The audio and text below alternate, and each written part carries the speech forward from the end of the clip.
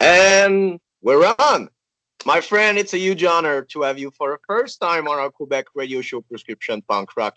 I'm going to introduce yourself. Who the hell are you, man? Johnny McKelvey here from the Rumjacks. Thanks so much for having us, man. Quebec, wow, that's cool. Yes. Yeah. And I think that's the thing, you guys have always been pushing yourself since the beginning. And I know that Celtic punk scene is a really small scene. If you look around the world, there's always one, two, or three bands, around cities, big cities. But combined together, it's still a small scene. But um, there's a new records. We're gonna talk about it. But maybe Cool. for people in Quebec that never heard about the Jack, how that project started up.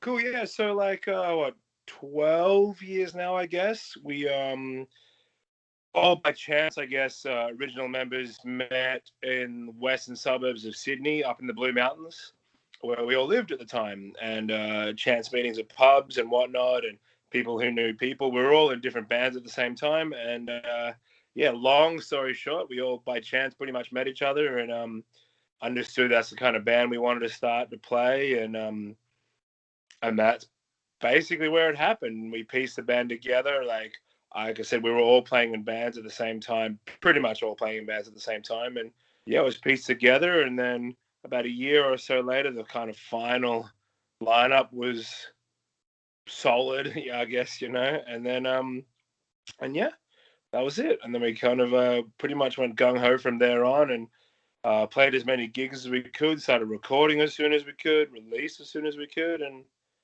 here we are 12 years later. Yeah, because that's the thing. You guys, you keep pushing yourself, and like you said, like show, creating new songs, releasing records. It's been like a kind of a flow of going, like rushing yourself in doing so. But the great thing is that people got aware of you guys, and all around the world now you're well established. So with that new lineup and new records, everything was in place. And I think that's the thing, the reaction of people show that everybody were waiting to that bum, and it just happened in the right time. I think so as well too. And like, yeah, when there's I guess, a change of lineup and when or change, people are scared of change all the time, I guess, and that's open to opinion, like, fine, whatever. But it was a change that needed to happen, and when it did happen, it's been the best thing that's happened to us. The reaction to Hestia, um, how it's gone out there, and what people have said, and like I guess general online reviews or whatever. That's fine. Reviews are reviews. Generally, that's one person and their opinion. That's fine. Uh, Everyone's got one, right? That's not a problem at all. But the overall reaction, response, and feedback we've been given has been fantastic. It's been an absolute joy to record it, to release it, and to still carry on what's going on after it. So it's been fantastic in a very weird time, to be honest, in a very weird time with how the world is and what's going on, and music and live music and all that kind of stuff. It's been pretty weird, I guess, but for us, it's been really enjoyable, I guess, in a weird without playing gigs. That's the most fun, I guess. But you got to do all the other stuff before you can play shows. Yeah, it's true. But the great thing is we're kind of feeling that we're almost at the end of that fucking Yeah, course. It's almost it's the end. getting there. Yeah, it's getting there. Like I'm here in Belfast, Northern Ireland. The UK is kind of progressing. It's not finished. It's not finished anywhere, I guess. But yeah, there's a lot of positivity around. A lot of positivity, and people kind of coming back to life, and the city's coming back to life, and it's really cool. I like it. I love seeing it. It's nice. It's nice to be around. And the thing is, I think that people had more time at home, so they were listening to more music, discovering Yeah. new scene, new genre, and everything. So I think that that's a fact with you. You got like tons of new fans, and when things gonna get back to normal, I think you're gonna be surprised of the amount of people and new people join the family. Yeah, look, maybe. Yeah, I'm looking forward to it. I'm hope I'm surprised, but like it's but like I said as well. You can kind of see all the comments or any of the data you get given or whatever from people that do more important or in-depth things than just playing a bass guitar, I guess.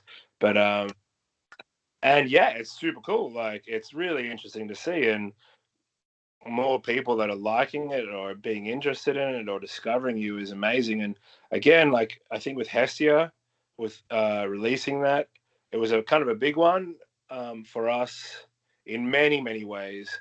And then realizing that it has resonated with a lot of people and people really enjoyed it and really liked it. Not just, yeah, like I said, people with opinions and a computer, that's fine. Um, yeah, I think in general it's been fantastic. So yeah, I think it's kind of broadened a lot of things as well too. Like I said, it's been nothing but positive. Honest to God, in like the last year and a bit with the Rumjacks, it's been nothing but positive. It really has. So we're all about it. Just let's just get live music going again. We can only write and record so many songs. So It's like, so cool because there's so many band that it was really rough, and they didn't do almost nothing during the pandemic, and now they're ready to get back to it. But it's cool to see that you guys had the time to release the records, and like I said, have the overflow of positive comments about it. And the thing is, I know Mike, from Mickey Rickshaw, yeah, and I love that project. So it was kind of the perfect fit. I've got really excited when I knew it was him. I know the guys. It's such a passions, and is really dedicated. And so I think that after all, people now know how it work in a band. It's not like in the 70s or something 80s. Now people know that there's change in lineup and everything, and they accept it. I did an interview with the Voodoo Glasgow, and it happened the same for them. They changed a singer, yeah, and in their cases was one of their brother. So it's tough to maintain a band with with the same lineup. It's a family. People got we grow up. We got families. We got work, and there's a lot. So it's cool to see that now the chemistry is really strong, and it happened in a really small amount of time. But uh, how did you choose Mike, and how was how is what to start working with him? yeah. So I guess before we made the call, like literally made the call and asked him if he wanted to be a part of it, was we'd played with Mickey Rickshaw. We played once when on the only tour we've done in the States. They played with us. It was the last show. I can't even remember the town, but we played in Alston where they were all living at the time, and they were not on the show, which was looking back kind of odd considering like we were at their apartment about 20 doors up from the venue we played and they didn't get on the show, but that's cool. But we knew of the band beforehand and we really liked them. That was really cool. We were fans of them. A friend of mine showed me their music. I was like, yeah, this is really cool. Like, I guess um, you touched on it before, and I won't say I disagree, but um, there's lots of people doing this music in a scene that's I guess very niche or whatever. There's plenty of Shamrock and the Patio bands or whatever and this and that doing all that kind of stuff. They're in every corner of every town, and unfortunately, the majority of it's pretty horrible. But Mickey Rickshaw like stood out, and I was like, wow, these guys are actually super cool. Like they're really good. There's like a million members, and they're all like pretty nice, look like pretty like nice people. And we met them, and they were awesome guys. And so that's kind of I guess where the relationship started. But that was it. That was actually it. Um, we played one show with them, I think, in Germany. So we had like a little interaction. We just always loved the band, and Mike is an incredible singer and like a really good performer, and the songs in the band are fantastic. Anyway, we just kind of always thought, and I guess that sea of shamrocks and shenanigans, they kind of stood out. Uh, I guess they kind of stood out against any other band we'd kind of seen or played with or been around and whatnot. And so when it came to making that decision and what we were going to do moving forward, Mike was top of the pile. Like that was it. Actually, we didn't have a pile. There was no pile. it was Mike was the first choice and only choice. So we definitely felt the nerves when the phone call was made and what he wanted to do or not, and we just very thankfully said yes. And it's been the most enjoyable year and a bit with him, honestly, with the positivity and just what's going on. And he's a really enthusiastic person to be around. So, like when you said what it's like to work with him, he's always doing something. He's always doing some kind of little project or, little thing or, for his pages or whatever. But he's always writing. He's always sending things over. He's always interacting. And it's really nice to have that kind of enthusiasm and positivity and fun again. Like, it was nice to bring Pietro, our drummer, said it was nice to bring music back into the center of doing this, which is a kind of an odd thing to say, but correct in that, like, is music not the only part of it? And it is, but it was taken away for a long time, and uh, that being the center of it and then enjoying it was a bonus. So uh, we're still on cloud nine with the whole thing, and it's the most productive we've ever been. And in the next few months is going to be the same again. So we're loving it. It's cool because you deserve it. After all those years, to have something special as the new album is. And people understand that. I know you put your heart in it, and it was different, I'm sure, because you got more experience, and maybe it's more easy or not to write, but. We have the technology, so you guys can work, all the way because Mike Yeah. is Boston. So it's cool to see that it really worked well, and nobody could see. But I think you got time to enter the studio before the COVID, if I'm right. Yeah, we're really lucky. There was a window of opportunity there. So, like, Mike lives in Boston, but like all five of us live in five different countries. So there's a logistical issue to start with, let alone add like a little old pandemic into the mix there. And our manager basically didn't sleep for about 9 months, but yeah, with stress and what he had to work out. But yeah, we're based all over the place, and for various reasons. But yeah, you're right. Like, look, it's the modern age where people can complain about it, but if each of us can send an idea, a riff, a melody, or a full demo, or something like that to each other, and seconds later you can listen to it and add to it, do something with it, learn it, write it down, work with it later. It's awesome, and I guess in a weird time of life for everyone, when things got wild, things changed for everyone. Life changed. Um, I guess you can make the most of it, or what you did with it changed. People found hobbies, and I don't know, whatever. But we made the most of a strange situation where we would normally be touring all the time. Yeah. And you fit in, then you fit in writing and recording. But this was we kind of did have a moment to step back a bit, and be productive and enjoy it again, even in a very, very weird time where we would rather be playing live. Honest to God, you would. You'd rather be playing a gig every night of the week. And that's what we've done for so many years. But this gave us a little minute. I'm not saying I'm glad it happened. We'd rather be playing gigs. But it did give us that time to stop and record and kind of reset, and maybe as the band kind of reset, maybe it was a blessing in disguise. I don't know, but yeah, like for five people in five different countries to write like an entire album and more, then record it in a pandemic and release it, and in 3 weeks we're going back to do it all again.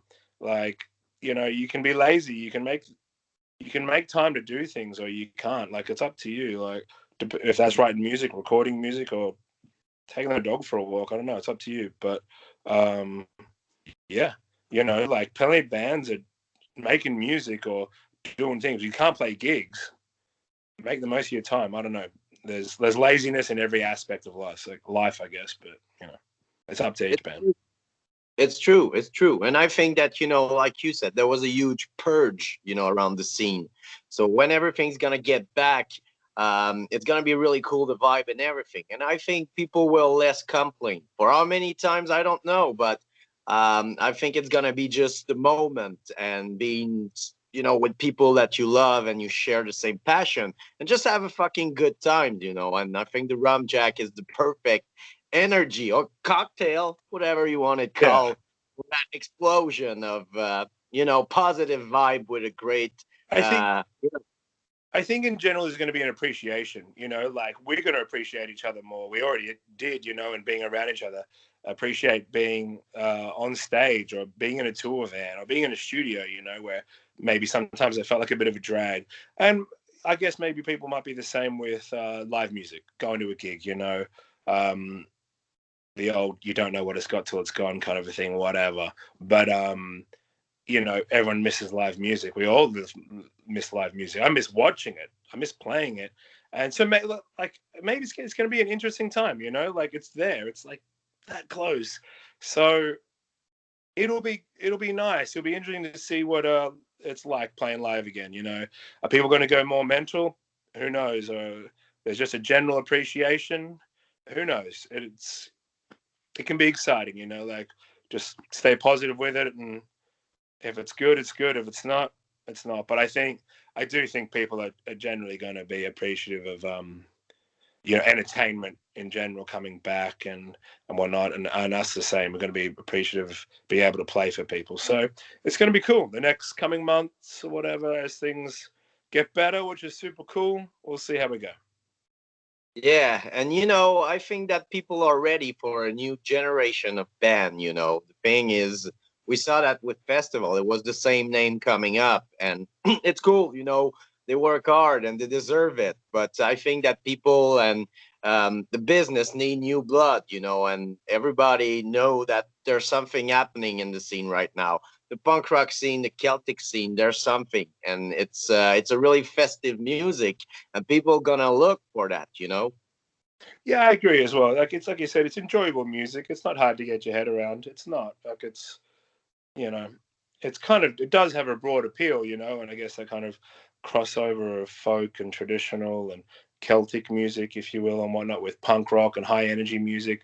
Like it's a pretty nice combination. I guess there's others similar, you know what I mean, that kind of do the same thing of crossing genres and appealing to broader people, rockabilly, psychobilly, whatever. There's loads of kind of crossovers and stuff, but yeah, I think it maybe in an odd time, like in an odd time like now, it'll be exciting to see that, like I said before, of people enjoying what's in front of them and us enjoying what's in front of us.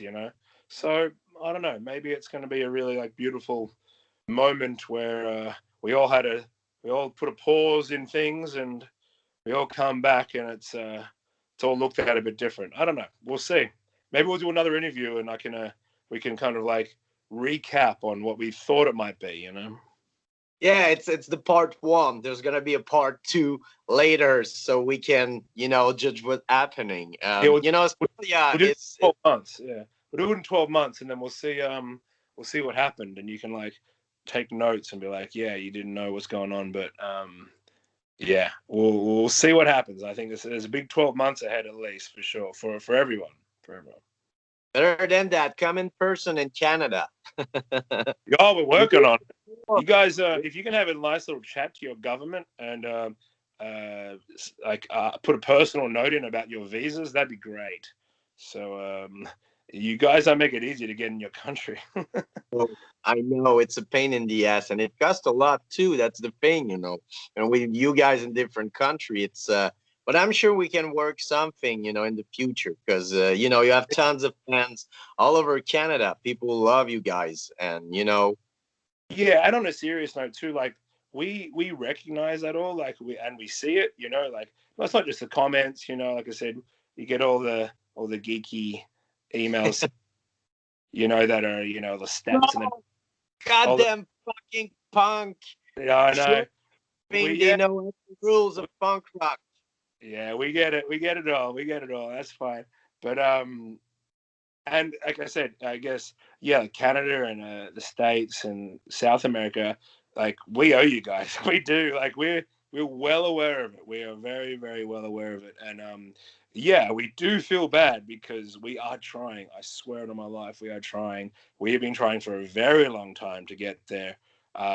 It's not as simple as getting on a plane. So we're working on it.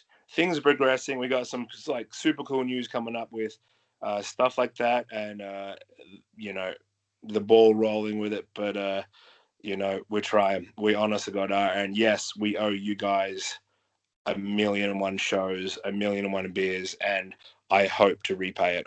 I really do, because it's not you're not forgotten. You are not forgotten. We see it, we hear it, we see your messages, we hear your like very nice comments and compliments. So we owe you. Yes, I agree. So I'm sorry, but we're doing our best. And we love Mike Brewery beer. We love every fucking kind of beer. That's one. It's a Berliner strawberry. Strawberry beer. Damn son, you guys got it all over there. I was just drinking Oh, like and stout right before. now it's like Nepa. They're really working here. DIPA, like double APA, really juicy. With some, there's some that they add milk in it, and it's we're into all kind of beer, you Oh, know. I've seen a milky stout. I've seen a milky stout, but milk and beer. I don't know. Hey, I'm happy to try. We'll see what it's like over there. You Yeah, know. yeah. If you come my way, make sure I'm a beer geek, so I'm gonna bring a lot of them, and we're gonna taste some and everything. Let's do it. But Yeah, it's I like a good IPA. So if you got a good IPA, that'd be nice. If you can bring some of that stuff, that'd be cool. yes, yeah. It's really because in Quebec and the rest of Canada, it's been like 15, 20 years since microbrewery stuff started up. So Yeah. it's not that old. So I know in your country you're brewing beer since more time than us. But yeah, Yeah, like Australia was the same before we like moved.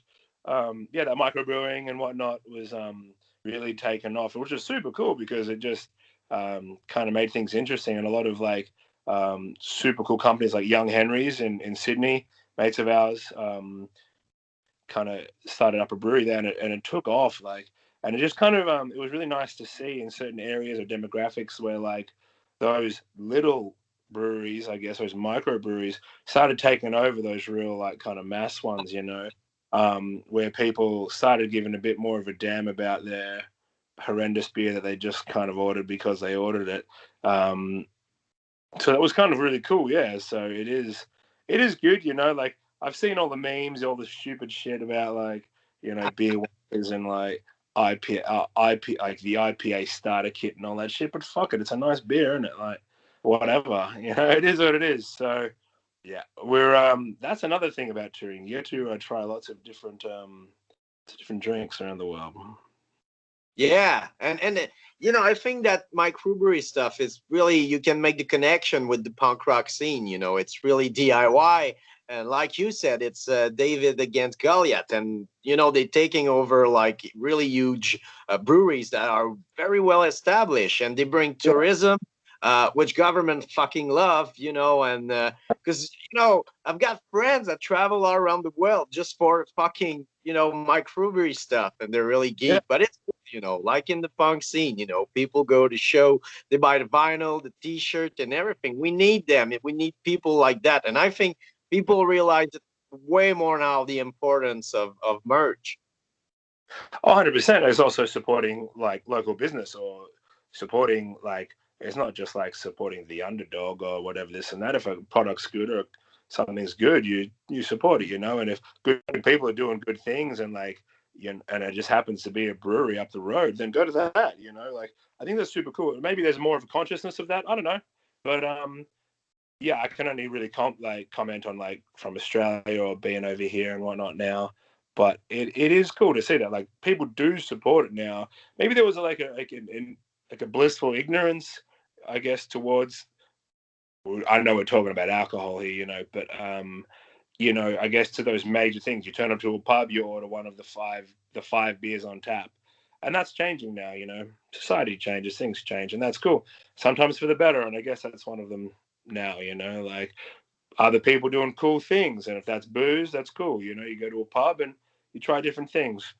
So I'm all about it. I'm all about it. Yeah, so if you're if you have a microbrewery, I'm sure the Rumjack would love send them beers so they can taste it and tell you if it's good or not. Yeah, we'll give Free our beer. honest review, and if we didn't quite get the taste first, to send a few more, and then we'll keep trying. Being honest with you, after we'll always accept beer reviews. When you guys started up, I think it was around 2008. How was the Celtic scene in Australia? Was there something or um, you know, Um, it's kind of hard. Minimal, yeah. Like there was a few bands, of course, you know, floating around. Australia's a very very big country, you know, so it's you do go as major city to major city, state to state, and there was always one or two in each, and that was fine. So when we would tour Australia, there always be other bands to hook up with and whatnot. But you know, the ongoing nature of bands or whatever, them sticking around. There was always, I guess, a scene, and I guess if you want to speak broadly, I guess like folk punk or you know, folk music in general. Yeah, has been in Australia for ages. There's some incredible bands that have been around for longer than people realize. You know, like Roaring Jack is a band that not a lot of people have heard of, which are incredible. Alistair Hewlett, like a Scottish guy, living in Australia, starting up this incredible band that like just never got that credit they were due. They did in Australia for sure, but I'm probably biased that you know they never made you know massive waves around the world, but they should have. Um, Weddings, parties, anything like another band. I guess we're talking the broad spectrum of folk rock, folk punk, yeah, folk music, high energy, whatever they all break down to. I don't, you know, before I get in trouble for the specific genre titles, but they were there for sure. Australia has had, like I said, incredible bands. But around the time, yeah, there wasn't loads of them, but it was alive and well. And when we started, there was like really cool like lineups where we would be playing with awesome like psychobilly bands, punk rock bands, and us and all that. And it was really fun. Like it was really fun time. But I guess that Celtic punk thing, there were a handful, I guess. But like I said, it's a big country with not a lot of people in it. yeah. Like it's hard to tour. It's hard in general, but maybe that was a reason we left. There was a lot of reasons we left, but um, yeah, it wasn't strong. It wasn't really strong. And I guess when we, you know, started kicking off and doing what we did in a few years past, and you start getting these emails or requests from overseas, you're like, wow, they're like this clearly exists. There's people asking us to go around the world and or whatever and play these shows or whatever, or just you know get comments from people online and whatnot. And you realize, right? Well, obviously there's a world outside of Australia, but yeah, there's a certain appreciation of this music or music in general outside of Australia, you know, and that was cool. So that's what we did. We got out of there and started traveling and touring. Yeah, and the scene got bigger and bigger over the course of years. Of course, the Dropkick Murphys got kind of mainstream in a way. They're massive right now, so there's a Yeah. lot and more people got interest in the scene and more bands. So it's really cool that it structures itself. But yeah, the thing is that what I love about you guys is there's no closed door. It's like you can play with anything, metal or whatever. It's just the passion and everything. And like I said, it really touch people. That kind of music, everybody got a reaction about it. And there's so many Yeah. style involved that at some point everybody got something they enjoy. Yeah, and that's the thing as well too. Like I said, there's plenty of people doing the patty punk thing. Like there's plenty of them. There's thousands of bands, you know. Like it's just you got to sift through what's decent and whatnot, you know, and Yeah. that's fine, cool. But yeah, we were super lucky, I guess, when we started. Like Our first international support we ever did was UK Subs. We played with UK Subs, and at the time, Chema was the bass player. Chema, who's now the bass player of Boost Glory, was playing bass for UK Subs. So that was our first like international support in little old Sydney on like a Thursday night, and it was awesome. It was incredible. But like, why did we support them like that? It kind of felt really weird, but like we loved it. We obviously said yes and did it. So yeah, we've been really lucky. Like the bands we've supported when we started very early, like maybe was important. But again, I guess in general, when people are pretty cool with music, they understand like I guess high energy music or aggressive music, rock and roll music or something like that. You can watch UK Subs and watch us. I don't think that's too weird. I don't think it is. Like there's the purists and they'll always hate it, but that's cool. Um, they can just listen to all that kind of stuff all their life if they want. But it's fine by me. Yeah, so like we've been very, very lucky with who we played with or who we've appealed to.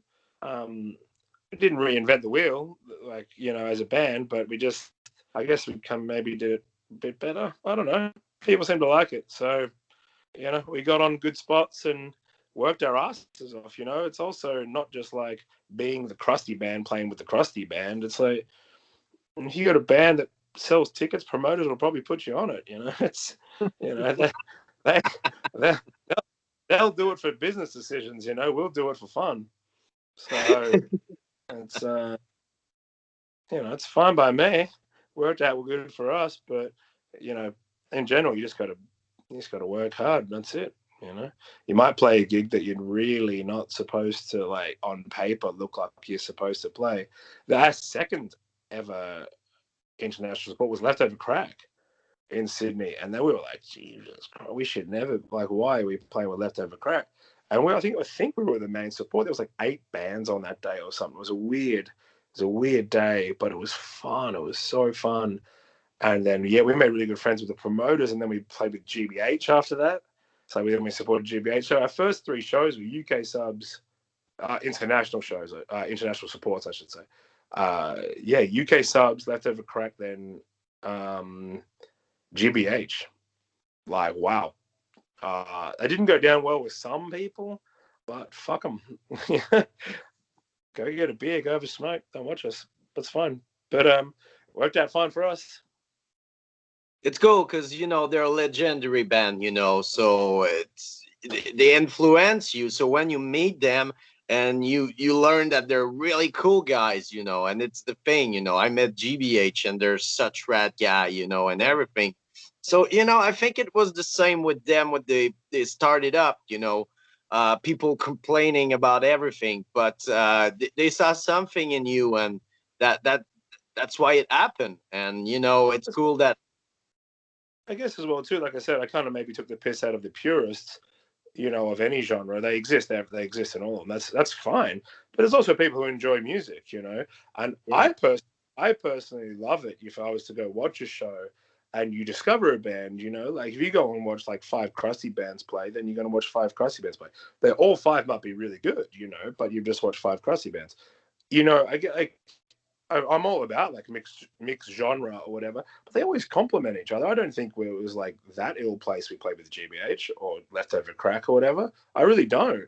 Lots disagreed, but I still think it's, if you enjoy music or high energy music, punk, rock, whatever, it's not that weird. And there's plenty of people that still think that, so to be able to do those shows, yeah, and then yeah, you got your little purists in the corner and whatnot.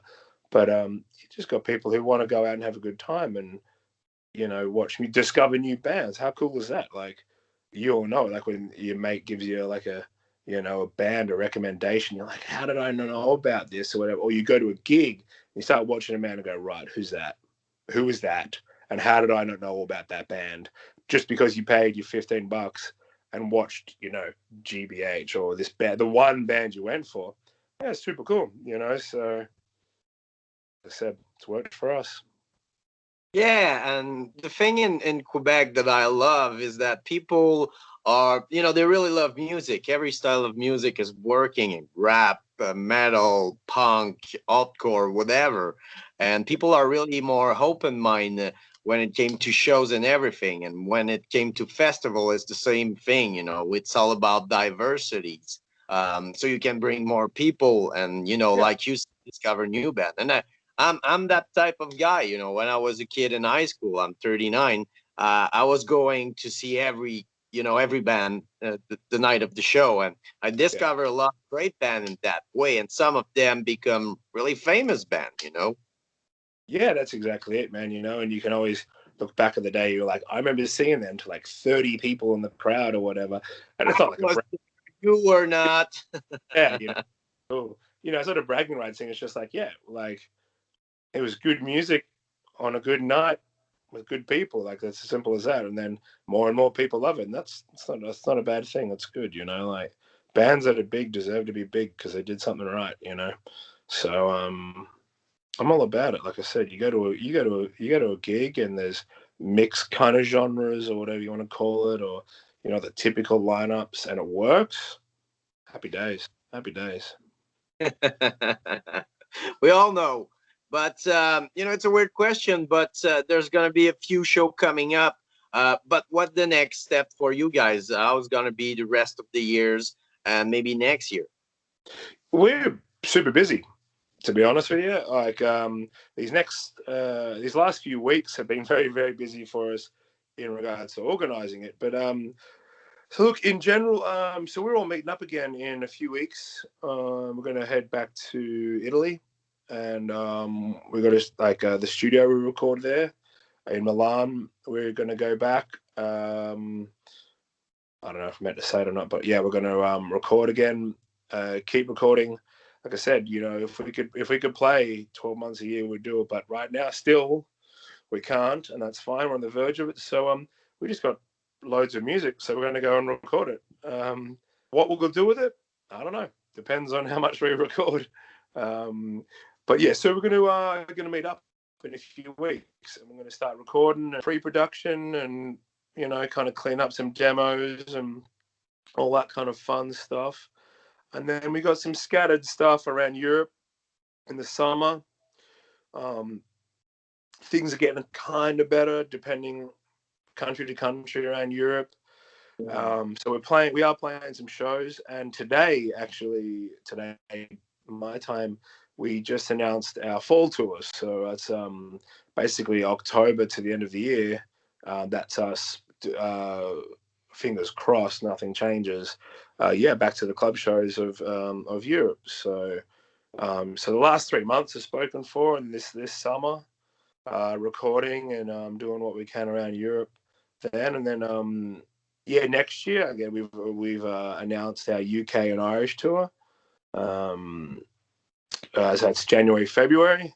So yeah, October through to the next year is full. And then I definitely can't say, but we will be very close to you a little after that. So, which I basically just said it, but anyway, yeah, we've got a very, very busy 2022. So we're filling in the gaps, but yeah, that's why we're going to take this opportunity to go and record again and just kind of work on what we've got. And then, yeah, just film next year with as much live music as possible. That's it.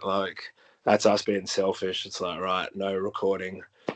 We'll get it done now. We're playing gigs and we miss it. So yeah, I'm gonna be ruined. My wallet, there's ain't gonna be money in it. mate, you know what though? A punter's dream is coming up because there's so many gigs, because so many bands want to be playing again, and so many people want to be going to gigs. They want to go back. It's fun. People want to go back to what they love doing, and so bands want to go back to playing live gigs. Music fans want to go back to watching their bands they like. So it's a very good combination. So I think, yeah, for the next 18 months, um, it's going to be pretty good. I think it'll probably be pretty good for music. Like music lovers, music creators. It'll be fun. Imagine like how people go crazy. Like there are gonna be people in their 40s like going nuts. Like, 15 Well, look, seater punk rock show. Like, oh my God. we've already talked about that first show. Like the non-restricted, the non-seated, the non-distanced. You walk into a club and there's like you can smell the people in front of you, kind of a thing. It's going to be weird in a really good way. Like it's been so foreign, and I don't know. I look forward to it. It's going to be weird. So like, I don't know where it will be. I don't honestly. I don't know when that first gig will be because so many things can be cancelled or moved or who knows what's going on in the world. But that first gig, I don't know. It'll probably be like playing your first gig again. I think. I Yeah. don't know. We'll see. But yeah, it's been a long time. So yeah, so it'll feel like the first time again. Getting virgins of show again. Re-virginized live music. Yeah, so it'll be cool. It's crazy, it's something that we took for granted. So let's see, but I'm pretty positive about the rest. What the best way to directly encourage you guys? It's been a hard year, so I'm sure people that have the money want to buy vinyl shirts or anything. Out for people in Canada is the best way to help you out. Yeah, help us out in general. Look, like live music obviously suffered. That's a big part of any band's life. You know what I mean? There's recording, there's records, there's sales, there's all that kind of stuff.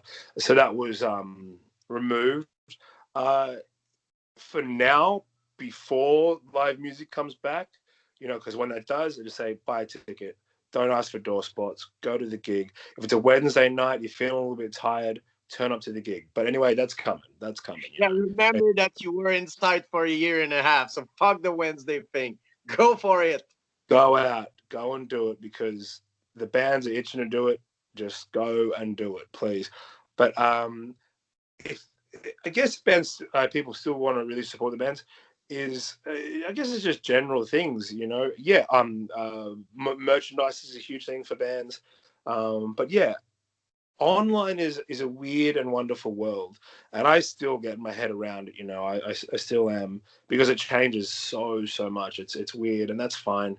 Um, but yeah, even streaming, as evil as people think it is or whatever, stream it, listen to it, download it, share it, whatever. Does that mean you're going to come to a gig? Then yeah, cool. When we announce a gig, buy a ticket, please. Like that'd be fantastic. If you want to buy merch, that'd be awesome. That's like a super helpful thing. Merch and physical record sales is a big thing for sure. That really help bands out, but also just it sounds maybe a bit lame, but just the continual general support of a band, whether that's online, like I said, sharing a post, sharing a video, commenting, whatever, downloading, streaming, all that kind of stuff. It does help. Like it's the weird world of the internet and modern life, and like I said, I'm still getting my head around it because it changes so much. But any general support is support. And when the day comes of live music, then that's a different ball game altogether. But share it about, buy some merch if you can. I guess that helps. But yeah, just kind of keep that interest up, and we'll keep recording music, we'll keep releasing music, we'll keep playing it live when we're allowed to. So you just do your thing on your end, and we'll do our thing on our end. So what John is telling you is that if you don't buy merch, learn the fucking songs and go to the gig and sing them loud. That sounds good. If you don't want to buy merch now, buy it at that gig when you sing it nice and loud. Yeah. We'll probably be really poor still by recovering from this thing. So buy our merch, sing along loud, and buy us a beer. There you go. If you can. If you can't afford it, then fuck it. Don't worry. We'll meet you at Told the you. front. We'll buy you a beer. Wait, there's on me. I told you. Find a nice IPA, and I'll accept it graciously. John, you're amazing. Seriously, I had a blast. Thanks for calling, mate.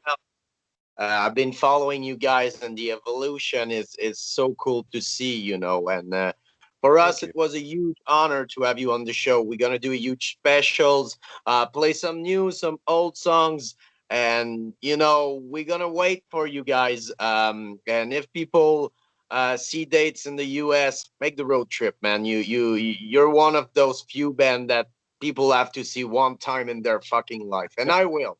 That's Uh, my new goal.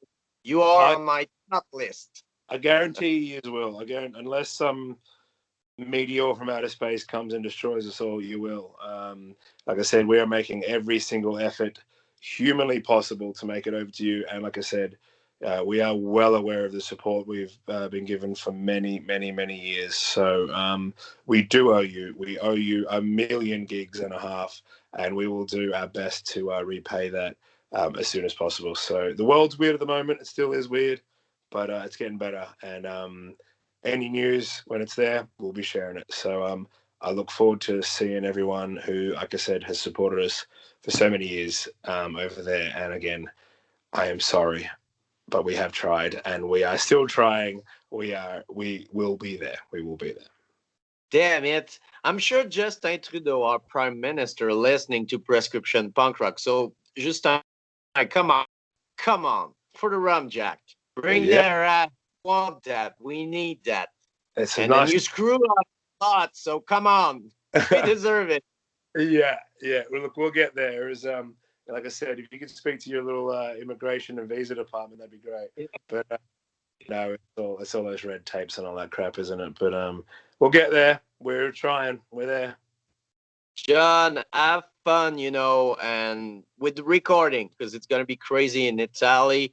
Drink some wine for me in the studio. They have the best wine there. No, I won't. I won't because I can't drink wine. I hate wine. I'm Oh, sorry. shit. I It's don't. so funny. You, I've you actually. are in the best Uh, place of oh my wine. God, I got Nope. like an anti-wine tattoo. Eh? I can't drink wine. I've, Oh, I've, shit. I've tried. I have tried and I've tried and I've tried. And I trust me, when we were over there and I see all the other boys who are eating all this incredible food, like in Italy, and this beautiful glass of wine, I'm like, I'd rather that than this horrendous Peroni I'm drinking, Like it's like at room temperature, it's horrible. I've tried it. I've tried, and look, I will convert. I will convert if I'm shown the right wine. I just haven't been. So I'll stick with whiskey, rum, and beer at the moment. So we'll, I'm you know, more, until more that of day, beer and dude, I get you. I don't drink wine often. It's pretty rare actually because I don't know. It really hammer me every time I drink a couple. I just got hammer and everything. But and I've got stomach problems with red wine and everything. So I'm not really into wine. But yeah, if I one day go to Italy, I'm gonna try for acid pills or something just to try. But yeah, I get you. I get you. I'm more like you, a fucking IPA. Bring some IPA. nice IPA or beer, IPA beer and whiskeys, if you ask me. But hey, the drinking scene in Italy is weird. So you're right. There's plenty of nice wines. So I've kind of got to actually find a nice place for beer, but it makes for a little adventure. But yeah, man, for sure. But thanks for chatting with me. And like I said, maybe in 12 months we can do another one and see what the hell's happened in the world since then and compare notes. Yeah, because I'm sure Mike didn't warn you. You're stuck in a false contract that you never signed, that doesn't really exist. Come back as many times as you want. We're doing a radio show for people like you and Ben like you. So, and maybe if you want to do a playlist or something at some point and, just pro band that you love, that would be rad too. Yeah, hit us up, man. Hit us up. We'll work it out. Sounds cool, man. Thank you for your time and generosity. Yeah. Maybe to catch you on tour in the next years. I'm gonna try it. Until then, have the time of your life. Say hi to everyone in the band, and people go grab the new record. It's amazing. Go listen to it. It's one of my favorites. And yeah, thank you so much, John.